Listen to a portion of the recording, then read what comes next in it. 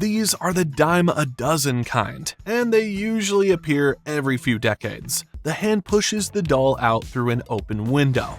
By the time we see those needle-like hands again, a young girl's life is in absolute danger who uses psychology to understand human nature before attacking.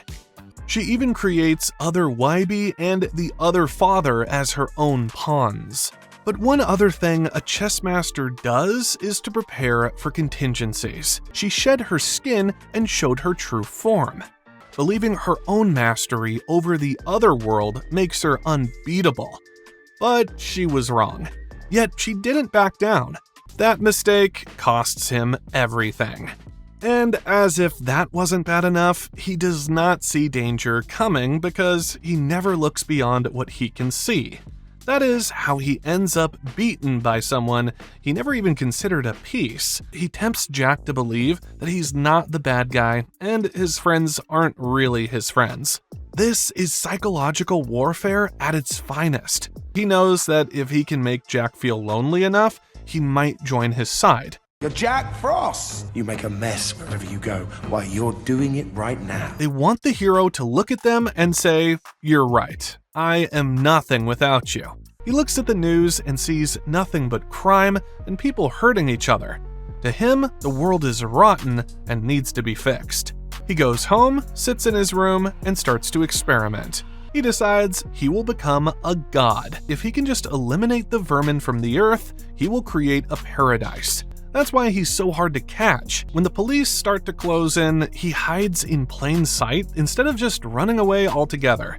As if that wasn't bad enough, he used a girl named Misa who adored him as a literal tool for his new world. In one scene, as she bursts through the dust, the shadows even make it look like she has devil horns. She adapts on the fly. She jumps, slides, climbs, crashes through walls, and keeps moving. If a villain is not forcing you to A, make a huge personal sacrifice, or B, obtain new skills or insight to defeat them, then that villain is weak. But sometimes the villain is so strong, they are impossible to even defeat. Usually, Puss is the fearless hero who laughs at the face of death. But when he meets the big, scary wolf with the twin sickles, everything changes.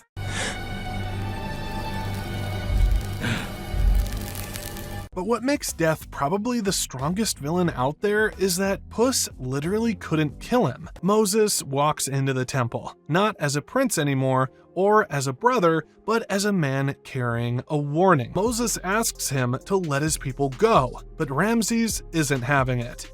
When Moses tells him that no kingdom should be built on the backs of slaves, Ramses gets angry and declares that he is the morning and the evening star. He truly believes he has to be this way to be a good king. He felt he had a duty to his father's legacy. When he was a boy, his family was killed and his home was destroyed.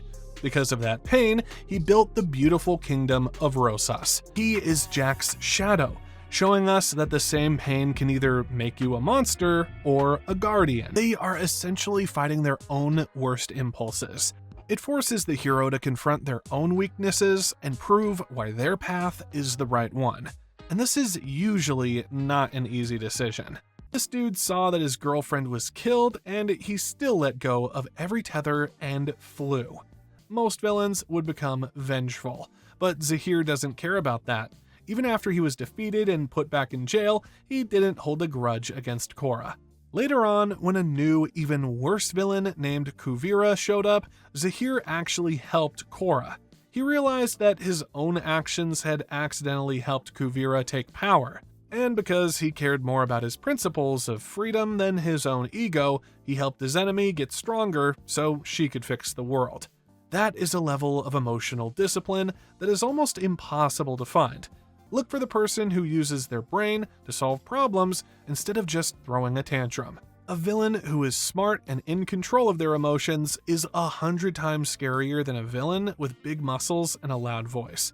Why? Because you can't predict what a genius is going to do next. And he treats his wolves like parts of a machine. They know their jobs and they do them.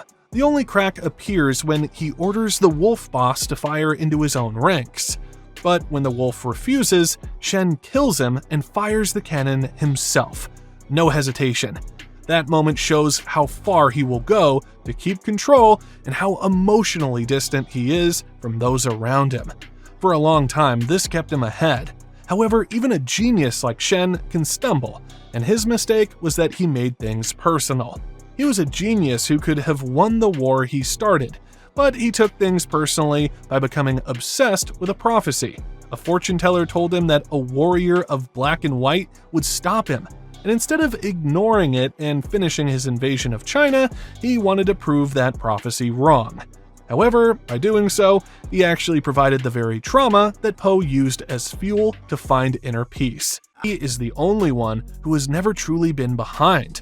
You can't outrun him, outthink him, and you certainly can't hide from him.